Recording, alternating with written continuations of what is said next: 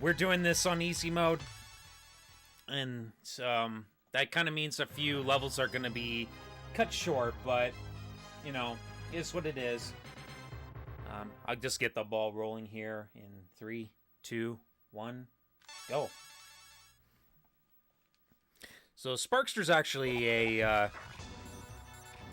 it's part of the Rock and Knight Adventure series, of which I'm going to be running the very first in the series after this one. There's some notable differences between the two. This one's actually a spin-off. Despite using the same characters, there's actually no relation with the storyline.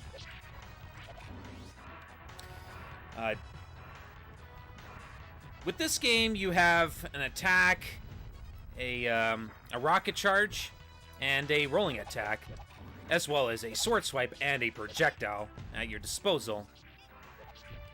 They do a different sort of damage. The varying damage values is... I forget who actually set it all up. I want to say it was d4gr0n, but I believe it also could have been Hide Rage that worked out all the kinks with the damage values of each of your attacks. You have the projectile, which I believe does 2 damage. The regular sword swipe, which does 3. Actually, might be sword projectile is 3, and then sword is 4, and then the rolling attack does 5, and the rocket charge here that I was doing to hit this guy is, I believe, 6. And that was actually the optimal way of dealing with that fight. So movement tech in this game is actually very complex, and there's a little bit of something I've led we in the Rock and Knight community like to call possum hopping, and it involves trying to keep your movement, your forward momentum in your movement as long as possible by simply jumping off the ground. And you'll see a lot of combination of rolling attacks and then rocket boosts for optimal movement. We, however, do not want to abuse the rolling attack too much, because if you use it too many times, you'll enter what is called the exhaustion state, where you are actually flailing helplessly for about 3 seconds. It's not a good thing to have happen. So, in order to prevent that, we want to try to kind of just utilize a single roll attack, followed by a rocket boost, then a possum hop, lather, rinse, repeat. And that's kind of the main movement tech you will see throughout this run. This rather short run. Right now we're on an auto-scroller, and this is actually the fastest way to deal with this entire section, because doing anything here will actually lag the game, and thus losing you time in ways you don't want to. But now we're actually up to the part where we want to actually start focusing on what we're doing here. Coming up is our mini-boss for this level. Gonna just constantly charge up my rocket boosts here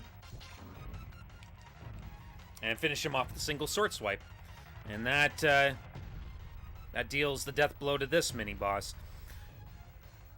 So I want to actually kind of stay in the middle here. I'm actually going to drop down, and if I'm too far to the right, it actually swings me up a little bit before actually swings me up a little bit. And I actually miss some of the apples when this happens, so both because of safety and because it's faster is the reason why I want to do this. This section here can be a little bit sketchy, but we got through without taking damage. So we're almost to the end of the auto-scroller now. Just got a few more enemies to kill here. This section can be pretty laggy if I'm not on top of my A-game here. After this is the boss, and this is the only boss in the game where you can actually die and still defeat the boss. So I'm just gonna wait.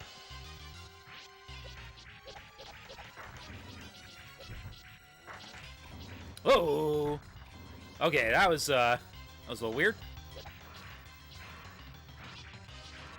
All right, we got it.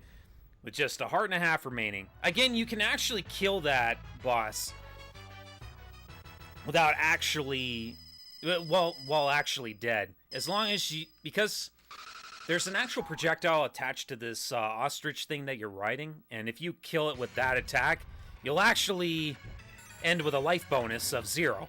So like the game I ran before, Pocky and Rocky, there is health counts down at the end of the level, and the lower your health is, the faster you get through the level.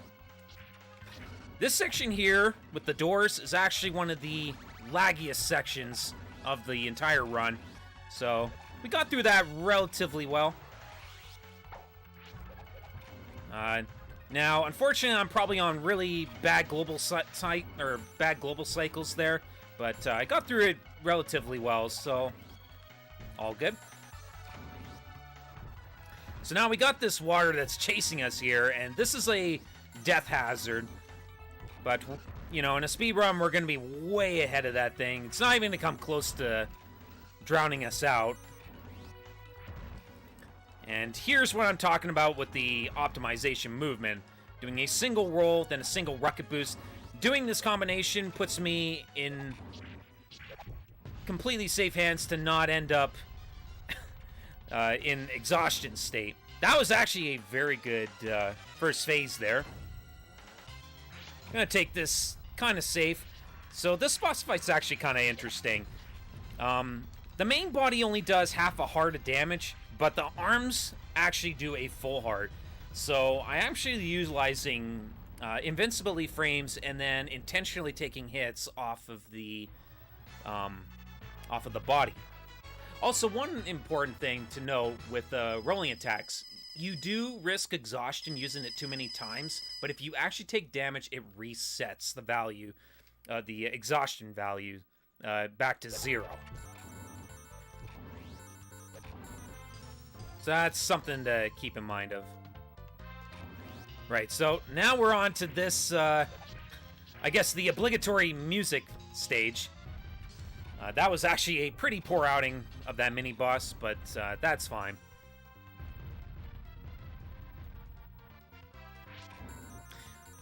So coming up here is the drums. This is the one section here where you saw I just went into exhaustion there, but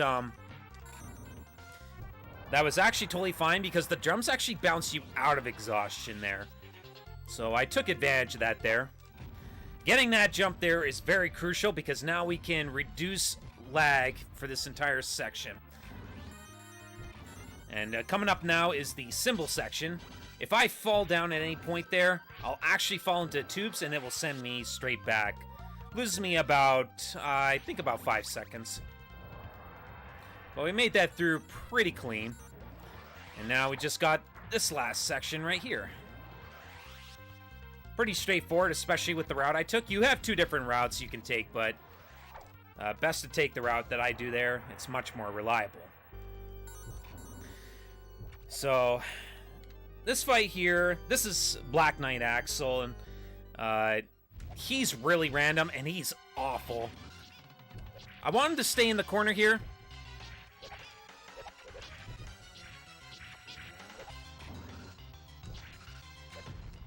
Ooh, that was close. Okay. So, Black Knight Axel can do a wide number of things. He actually didn't do Cycle Crusher, which is like 2.5 hearts worth of damage. And, it just does a lot of damage. The regular sword swipe is like 1.5 hearts. And the spin attack does about the same amount. It's a pretty wretched fight for luck, but we didn't get really the best pattern for a quick kill. Usually you want him stuck in the corner and just constantly roll into him while he's hitting you occasionally to reset your exhaustion rate. You can also abuse a little bit of invincibility with your charge attack. So you saw me use that a couple of times with the spin attack there. Right, so because this is easy mode, this is the last level of the game. It's a very lengthy auto-scroller, but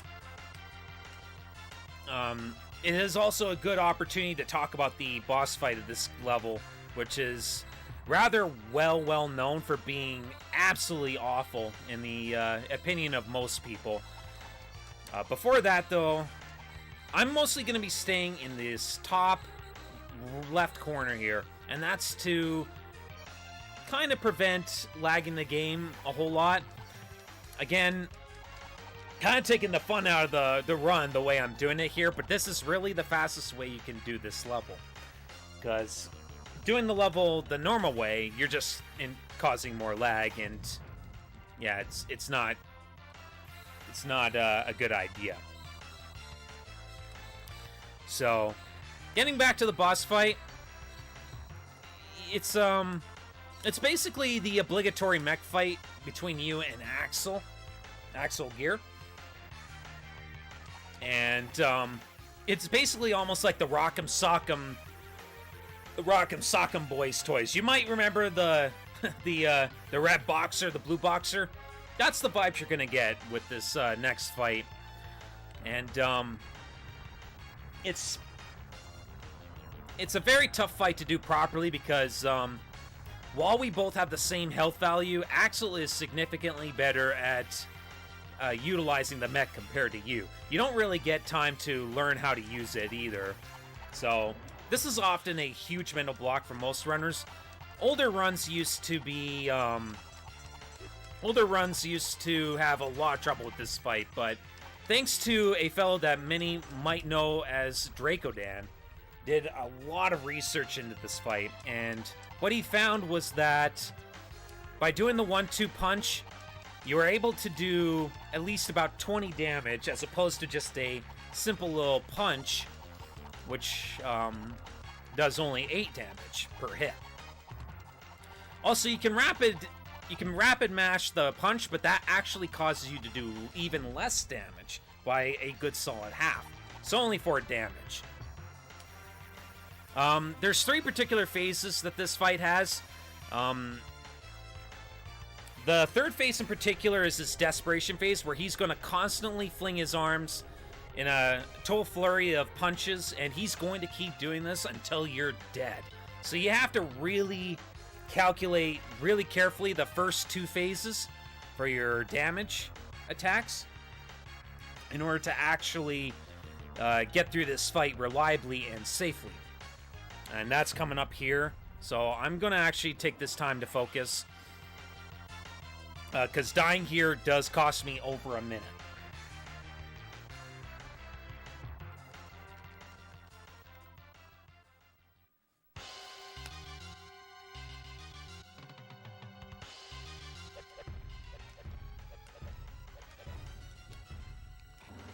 Well, started with an early furry attack. That's kind of dangerous.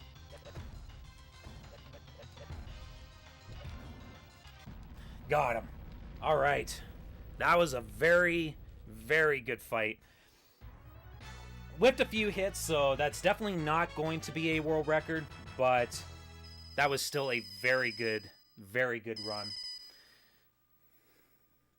And that's going to end the run as soon as it goes black. There we go.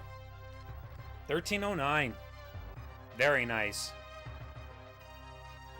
I was actually pretty concerned about this run during my D-Rust, but that was probably my best outing yet. Yeah, no, you aced it. Right. Well, with Sparkster now out of the way, we must now turn to the game that started it all, which is Rocket Knight Adventures. I don't know if we are going to take a brief intermission before I do that. Get yourself set up and just pop it in. All right. Let's get it all set up. Let's see. Let's get and my just original real quick, as the Batman Arkham City run is coming up sooner and sooner, if you want to get your choice of skin, make sure that you donate now. There's a lot of really good skins in that game. We've got a pretty good one on right now, but if you have a favorite, then get it for the low price of $7.